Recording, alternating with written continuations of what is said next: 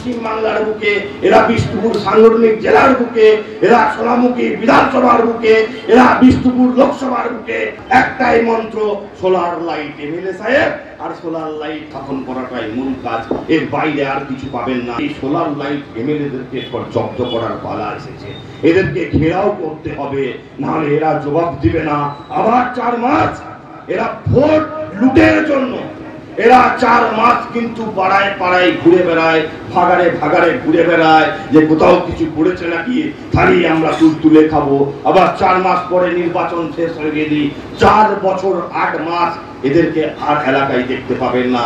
তখন তৃণমূল কংগ্রেস আর তৃণমূল কংগ্রেস। চাপাপুরে একটি শিশুর প্রাণ চলে গেছে, আর সেই শিশুটিকে নিয়ে রাজনীতি শুরু করেছে তৃণমূল কংগ্রেস। আপনারা বললেন যে আমরা বাংলার আবাস যোজনা বাড়ি দিচ্ছি, আপনাদের মুখ্যমন্ত্রী থেকে নিচুতলা পর্যন্ত সবাই আপনারা বলেন যে বাংলার মানুষকে যদি কেন্দ্রীয় সরকার কিছু না দেয় আমরা দেব, আমরা আছি। তো আপনারা নাকি বাংলার বাড়ি দিয়েছেন আপনাদের টাকায়, তাহলে সেখান থেকে বাড়ি পাইনি কেন? যখন দিচ্ছেন তখন আপনারা দিচ্ছেন, যখন পাচ্ছে মানুষ, তাহলে ওই পরিবারটি বাদ গেল কেন?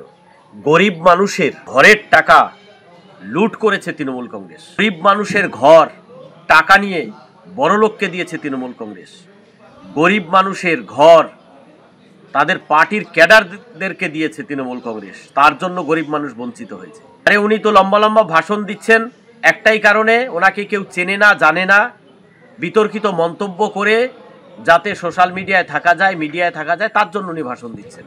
বিষ্ণুপুর সাংগঠনিক জেলার প্রত্যেকটি ব্লকে আমরা ধর্ণা অবস্থান করছি, কারণ বিজেপি সরকারের ঘুমটা ভাঙানোর জন্য তারা ঘুমের মধ্যে আসক্ত আছে। বারবার আবেদন করা সত্ত্বেও আবাস যোজনার তারা টাকা দেয়নি। আমার নেতা অভিষেক বন্দ্যোপাধ্যায় ওই বিষ্ণুপুরের বড়ামারা গ্রামের 3টি পরিবারকে নিয়ে দিল্লি গিয়েছিল আমার নেতা অভিষেক বন্দ্যোপাধ্যায় গ্রাম উন্নয়ন দপ্তরে, কিন্তু তারা সাড়া দেয়নি। ভোটের জন্য যদি বিধায়ক হন, 4 মাস ভোটের আগে এসে ভোটটি নেবেন আর চলে যাবেন, 4 বছর 8 মাস তাদের দেখা পাওয়া যাবে না। মানুষ মরলো না, মানুষ ভেসে গেল না, মানুষের বাড়ি পড়লো না, মানুষ পানীয় জল পেল না, এ খবর যদি তিনি না রাখেন, তার কাছে জবাব তো আমরা চাইবই, ঘেরাও তো হবে।